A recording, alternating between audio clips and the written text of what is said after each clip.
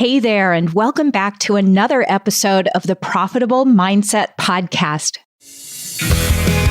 Welcome to the Profitable Mindset, a show dedicated to teaching you the skills you need to build a profitable product-based business that makes you feel free and fully in control.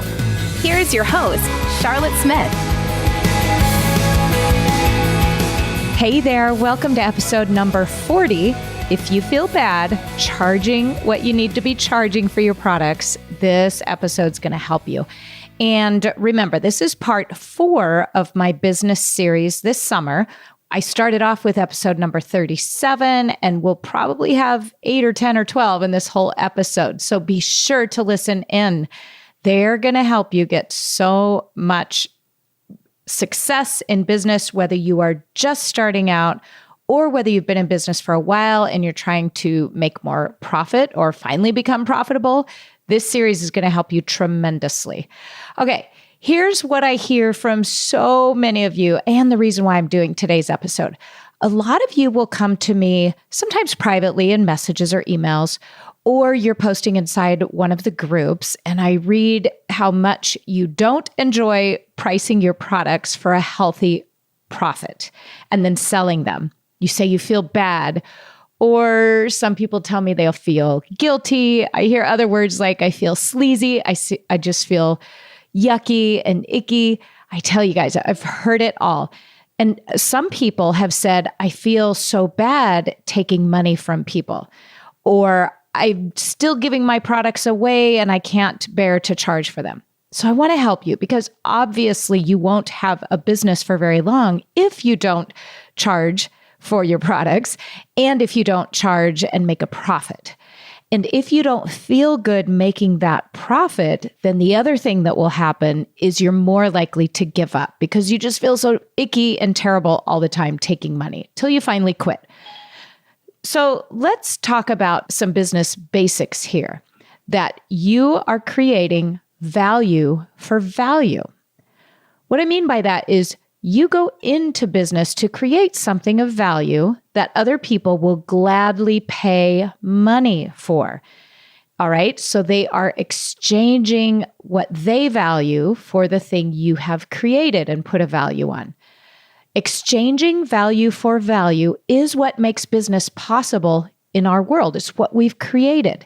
It's what we all agree on, and it's what we love to do. People love to go out and exchange value for value. Look how many times you go out and do this and you love it. I love jumping on Amazon and paying for a new book I just heard about that's so interesting or exciting, whatever it might be.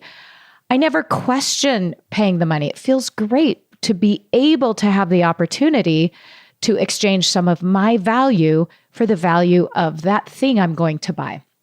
So we have assigned a value to money, and that is exchanged for products. You and I, in our businesses, have used our own ingenuity in our brains to create things or produce things or grow things or raise things that are valuable.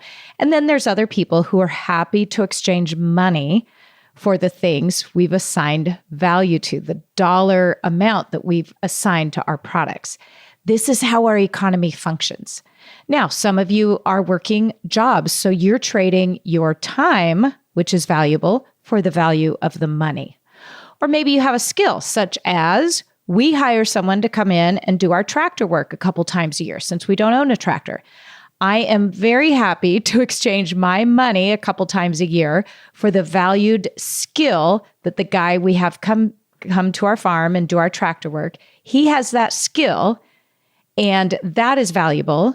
And I give him my money, which is valuable in trade for that. That's what we do in our world. But what's crazy is a lot of you, and me included when I first started out, will raise these products, produce these products, create everything we're doing, and then we feel bad charging a fair value for them. That's why I explained all this, that this is how our economy works. Because when you can back up from it and disassociate from it and realize that what you're charging means nothing about your value, it's just how our economy works, it's math, it's facts, then you will start to be able to move ahead in charging a fair value, a fair price that includes a hefty profit for you. because you won't be around long-term if you don't. Now, if this is you, if you were like me when I first started and you felt bad charging what you needed to charge, I want you to know you're not alone. This is something I probably hear once a day from somebody either coming into my groups, and that's why they're joining, is because they need help getting over that. So just know that feeling bad charging the price is where a lot of us start. Okay. And some people say you feel like you're taking money from people, like you're taking something from them. And so you feel guilty for that. But remember, they're taking your product home and they were ecstatic to be able to give you their money so they could take home your product. You can't feel guilty doing this. You got to fix this. You can't go on thinking this way if you want to be in business long term, because the two won't go hand in hand. And this is the mindset work we're doing today. If you're going to build a profitable business and a successful, sustainable business, you got to consider the value exchange and stop making pricing and selling mean anything about you. Got to take you out of the equation. Remember, you're creating a product that is valuable. You decide the value, you test it, you figure it out. Somehow you come to the idea of what the value is, including your profit, and you exchange it for money. That's it. Another thing people feel bad about is they feel like, well, if I take their money, then I have more money and they have less money. And no, it's not about the money. You remember, you have more money and they have more value, equivalent value in the chicken or the quarter beef or the bouquet of flowers or the goat they purchased. They feel like they got tremendous value. So you're not taking money from anybody. But if you think I'm taking their money and now I have more and they have less, you are going to feel terrible. You're going to hold yourself back and you will do your business in. You're not being a responsible business owner when you think that way. So consider that you are exchanging value for value. It's just how our economy works. And even early on in my business, I would trade labor for product. So I'm still trading value for those products. We're still trading value for value. Maybe somebody would work a shift in the farm store and they would take home the equivalent value in milk or eggs. They got value and I got value. So you're exchanging equivalent value for value. That's what business is. Money is just something that we have decided has had value, and you can trade it for other people's products that they create. And just know that if you feel bad doing it, you got to get over that, okay? Listen to this episode or come get some coaching from me. You got to figure out how to move past that and step into being that responsible business owner. Realize you're in business to exchange value for value. Now, when you become a business owner, you are creating something that wasn't in the world before in the way you're doing it. And right now you might be thinking like, what do you mean? I'm raising chickens and there's other people raising chickens all around me. No, you're raising chickens with your value. For instance, when we started our raw milk dairy, there were other raw milk dairies around us, but there was no raw milk dairy with me as the owner who had a really amazing cat that hung out in the farm store and had a horse right outside the store. My milk came with an experience of getting to chat with me, a certified nutritionist. So they got all sorts of other benefits, and they got to pet the cat and feed the horse an apple and have a wonderful time picking up their milk. Now that experience is also part of my product's value. That is why people were always willing to pay for our milk. Whatever price I had to ask, they were willing to pay it. When they showed up, it was unique. It was valuable to them. I didn't even realize this. I didn't set out thinking, I'm going to create a product, and along with the product, they get to pet the cat, and then I could charge more money. I just realized that that's part of what people were valuing as time went on. So that's what you're going to do. You often don't know these things up front, but you will pay attention to what is the incredible value people are getting when they buy your products. And you've got to charge accordingly if you're going to stay in business. Okay, so just remember, whatever you're raising, There may be other people doing the same thing around you, but they are not doing it the way you do it. Okay? So they don't have your twist and your experience and your personality and your children and your farm story. Okay? We all have our own value that is built into our products, and you will learn what that is too by paying attention. You got to charge for it. So just know we are creating value when we raise our products in a way that does not exist anywhere else around us, even though that one product might have existed. Then what happens is I found a group of people happy and willing to exchange money for the value I was creating. And that's what you're going to do too. Some people will raise a product and wonder why nobody's buying it because they think it's so great. Well, they forgot a step. They forgot that you got to have a group of people willing and able to pay money for it too. Now, if you're exhausted because you are working too long of days, you're stressed out, you're still not getting it all done, and you're not making money, you are not pricing the value of your product correctly. This is something I see a lot of you doing too. You're giving away so much value, and look what it's costing you. And eventually it will cost you your business if you don't figure this out. All right.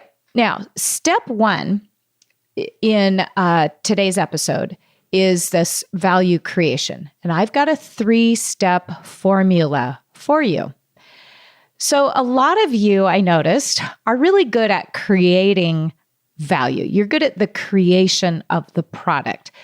You've created many products maybe, or you're growing vegetables and chickens and eggs, or you're selling baked goods or flowers or other people's goods in your store. You're really good at creating this stuff and getting it together. But that's not the whole picture. Now you've got to get good at exchanging value for it. Money is the value that other people are going to use so that you can give your mortgage company money because they don't take chickens. They don't take flowers either. They need money. So you create something of value, your products, in exchange for the value of the money. And the people are happy to give you money in exchange for that. Many of you forget to look at it that way, that people are excited and happy and thrilled to give you money so they can take home your product. I'll never forget 15 years ago, long time ago, when we started drinking raw milk, my kids' eczema they'd had for years went away as soon as we started drinking raw milk. I thought it was magic. Then about a year in, now that my kids are healthy, our raw milk farmer just up and quit. He went out of business. Before I even knew it, he took the cows to slaughter. He was done. And his customers, who are a lot like us, were all left scrambling to find another raw milk source, which in our area is pretty difficult. And when I asked him, he said he just couldn't make it work financially. And I said, well, why didn't you increase the price? Now, remember, this was before I had my dairy. I said, why didn't you increase the price? I think I was paying maybe $6 a gallon at the time. I said, I would have paid double this. Every single person I know who buys from you would have easily paid double.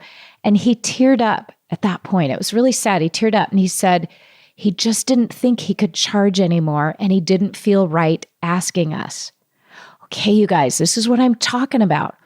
That is a sad story of a guy who lost his dream because he did not realize the value he was creating.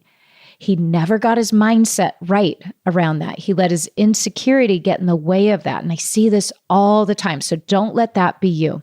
Let me help you get good at exchanging money for the value you're creating. The second part of value creation is you gotta offer to help people with what you produce or what you create. This is also where a lot of people go wrong. They forget the important step of figuring out what is the problem you're solving or what is the goal you're helping people reach. A lot of people just create their products in a vacuum. They think, well, I'm just going to raise vegetables, and because everybody eats vegetables, they're going to sell. That's creating a product in a vacuum where you're just thinking, I'm going to grow this thing and people will show up to buy it. Instead, when you create a product, when you're planning your business, or do it now if you've already planned your business and you're not making money, it's because you've skipped these steps.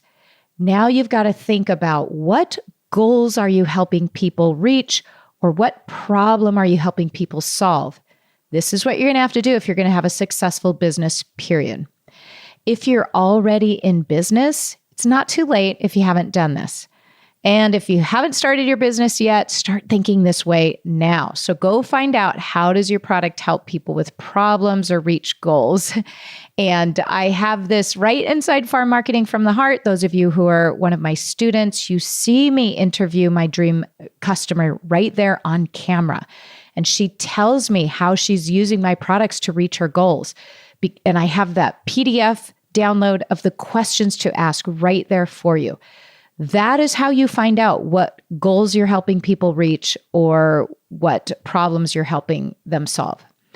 Okay, now let's get into the 3-step process a little more. Once you create the value, you've got to decide, who are you creating it for? You've heard me talk about this before too. Who's your dream customer? Are you creating it for women? If you think you're just creating your product to sell to women, like you're selling flowers to women, that's too big of a group. What happens is your marketing will be too watered down, and it won't ever connect with anyone directly if you just decide you're selling to all women everywhere. So what age group are you creating your products for? Why do they want to buy from you? Why would they buy from you? When I first started my farm 11 years ago, I still had 3 kids at home.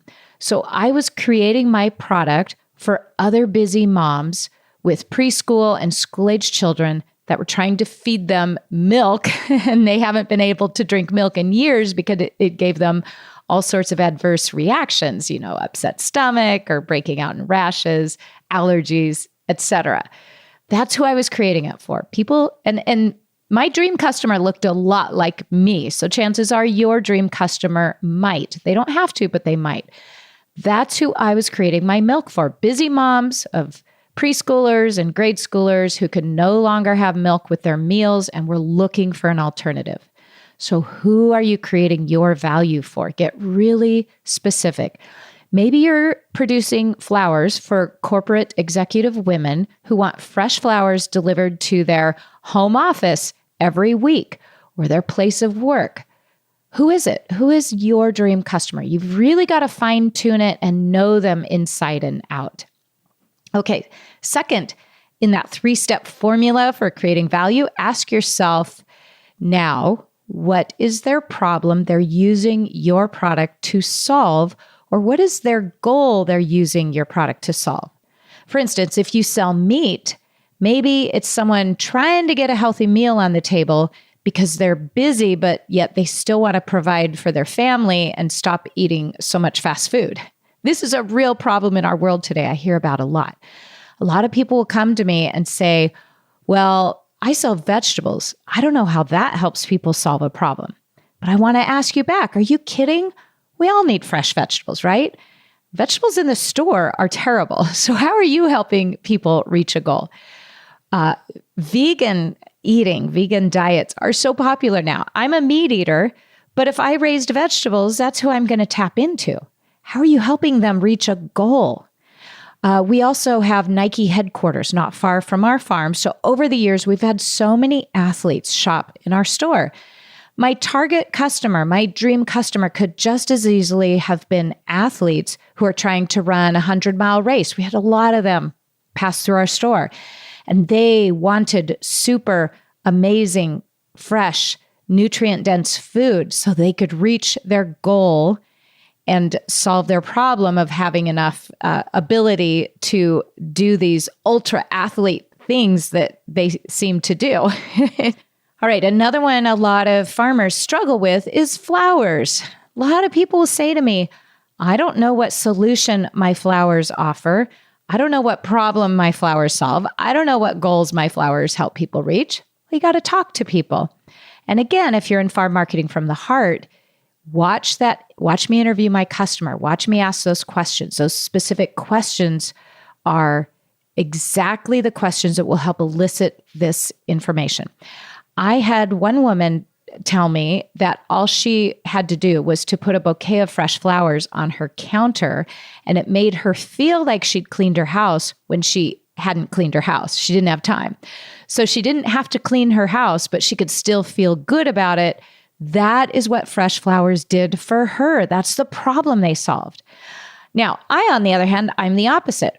One day, every 2 weeks, there's a day where my house cleaner comes and my house is clean for 1 day out of 2 weeks at least. I like to go out afterward and get fresh flowers, whether it's from my yard or the flower stand up the road. And I put those on my counter because it's a reminder of this incredible appreciation I have for being able to have someone clean my house and have it be clean all on the same day. And then the flowers are a reminder all week long that, be sure to keep the counter picked up because you went through all this effort to get the house clean. Reminds me of that. So you would not have known that about me, and you would not have known that about the other person who's the opposite unless you talked to us and listened to us and overheard us talking about how wonderful the flowers make us feel. And then you can very conversationally learn to ask, when you buy our flowers, what does that do for you? Or when you take these flowers home, how does it make you feel? Why is that important to you? These are all the things I teach my students. What you're doing, you're not only getting your marketing information from that conversation, but you're also making her feel really special and connected to you because you care enough to answer these questions about her. So talk to your customers in order to figure out what is the problem you're solving or the goals they're reaching with your products. You can't guess at this. You'll never get it right if you guess. Your marketing won't connect with people if you're just guessing. You got to ask them and then use their words. All right, now the last step 3 in the 3-step process to creating value is a solution. You've got to know what is the solution your product offers. And this solution is not about the features. So many people in their marketing are just talking about the features. They're trying to sell people on their organic products or chemical-free products or GMO-free farming practices, or that we rotated our cows every day to fresh grass. These are all features and farming practices that don't sell products. People's eyes glaze over. I'll see farmers trying to promote their products based on their extensive regenerative agriculture practices they'll go into great detail about, or they're trying to sell their raw milk because it has enzymes in it. These are features. These are not benefits. These are not solutions people are buying. People are trying to get dinner on the table fast, or they're trying to feel like their house is clean even when they're too busy to clean it. They're not researching beef that was raised with the right farming practices. They get to know a farmer and they know and trust that you're taking care of those farming practices. But if that is what's filling up your marketing posts and your website, your emails, their eyes are going to glaze over. They'll move past you to find someone who says, do you want to feel amazing about your house even when you don't have time to clean? Our flowers will help. We are the solution you're looking for. Come out to the garden today, take home a bouquet. You're going to feel amazing next time you walk in your kitchen. See you soon. Okay, you guys, there off the top of my head, I just winged it and wrote your next marketing material. If that's what your customer told you, the solution for her that your product provides. So remember, the farming practices we do out in our fields, those are great for us to geek out about as business owners and as farmers and talk with other farmers about, but that's not why people are buying our products. They're buying your products because they show up and somebody chats with them. No matter where it is you sell, there's a real person behind them. And maybe there's a cute little kitten there. Maybe there's a playhouse for the kids. So you've got to talk to your customers and find out what is the solution your product offers. Know these. Here's an interesting one. It's kind of funny. My hairstylist, who I've been going to for years and years and years, so we chat about everything. Well, one time, 5 or 6 years ago, she bought about 20 pounds of ground beef from me. And then maybe a year later, she still hadn't bought any more. And I know our ground beef is amazing, and she had a family of 5 people, so I figured she'd eaten it up. And I was like, hey, do you need to get any more beef? And what she told me was, oh, we still have some left because the only thing I know how to do with ground beef is to make taco salad. And my family is so sick of taco salad. I was blown away. And so this conversation always reminds me of a very good thing that I want you to remember. Our customers do not have the knowledge that you and I have as producers. And we forget that. We think they all know how to cook. A lot of people don't even know how to cook anymore. Or you might think that, well, everybody knows how to make at least 5 things with ground beef, but I'm telling you, they don't. So often we think our solutions are a no-brainer. Like we wouldn't think of a solution as simple as teaching people how to make 5 things with ground beef, something besides taco salad, because that's not the problem we have. I'm telling you, you only know these things when you start talking to people and listening and realizing they have very simple problems that you can solve and you didn't realize it till you started listening. So then I realized it would be so easy to whip up a little free PDF in Canva with some of our beautiful photos. It looks like a beautiful, expensive recipe book, but it hardly cost me anything. And it goes out with our ground beef orders. You know, it could be 5 uses for ground beef or 10 recipes for ground beef to get dinner on the table fast. That is exactly what my hairstylist needed. And then she'd be buying 20 pounds of ground beef every couple months instead of once a year. And I never would have known that if I hadn't been talking to her about it. So never stop talking to your customers. And the way you do this is you just ask them once again, like, what do you use our products for? What's it mean to you to be able to buy our products? Do you need any help with any of our products? You know, you just talk to them and ask them, and you find out what is the solution your customers are using your products for. Such valuable information. All right, so the last thing I want to talk about is make sure the value that you're offering is a no-brainer. Make sure no matter how much money it is, it's a no-brainer for them to buy it. So why would they buy my raw milk instead of the next person's raw milk, even though ours is more expensive or your product might be more expensive? What else is there about it? Well, guess what?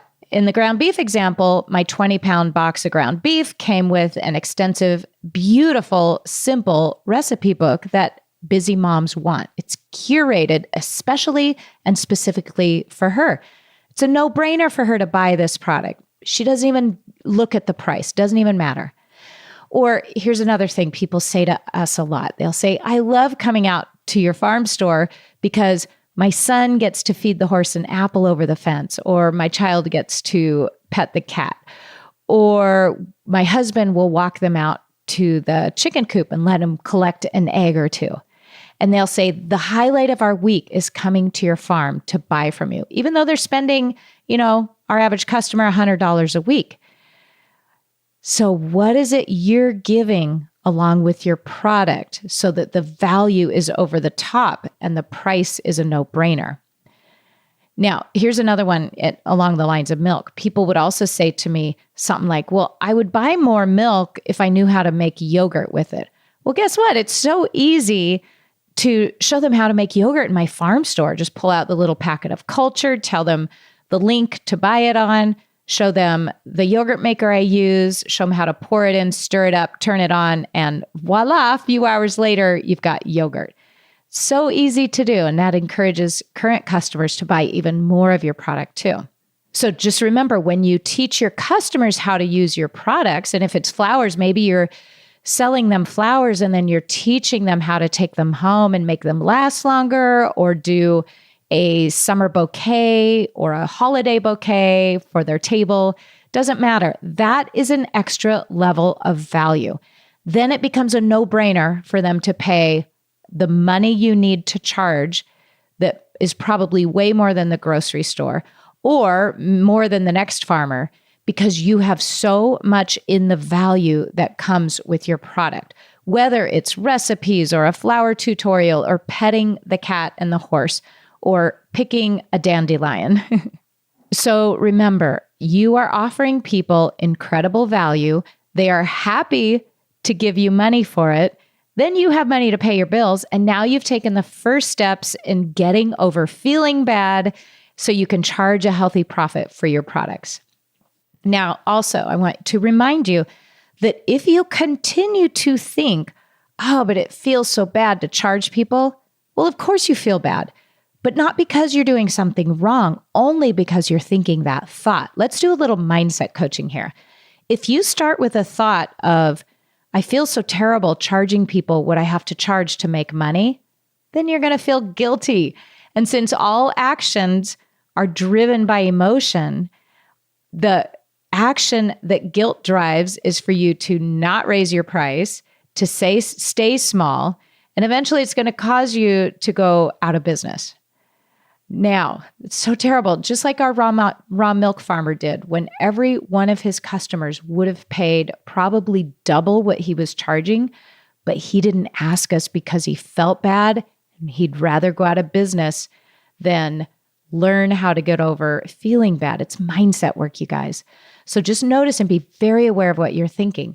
If you're thinking a thought that makes you feel guilty, such as, I feel so bad charging people, I can't get to a place where I'm comfortable charging people. If that's what you're repeating and saying in your head, of course you're not charging people enough. If you're not able to get over that feeling of guilt on your own, I can totally help you in mindset coaching. All right, I want to leave you with this. When you figure out the value you're offering to the right people and the solution you provide with your products that you're selling, and you communicate that solution, well, then people are ecstatic to be able to pay you money for that product. I promise you. I know this from my own vast experience, but also the experience of working with all my clients and students for years and years. And as usual, if you need help solidifying this inside of you and getting your mindset right, you can always sign up for a free strategy session to decide on paid coaching. I can now only take on one new client each week because my roster is almost full. I coach about 12 to 15 people a week, every week. I work with people on average for about 12 weeks. So that means I have room for one new person a week. It is my life's joy. I love helping every single one of my clients. If it's for you, if you think you want to be one of the clients, go to 3cowmarketing.com/strategy. Book your free strategy session to decide to invest in coaching. All right, you guys, I will see you in the next episode as we continue our summer business series. Thank you so much for tuning in to today's episode. For more great resources, check out theprofitablemindset.com. See you next time.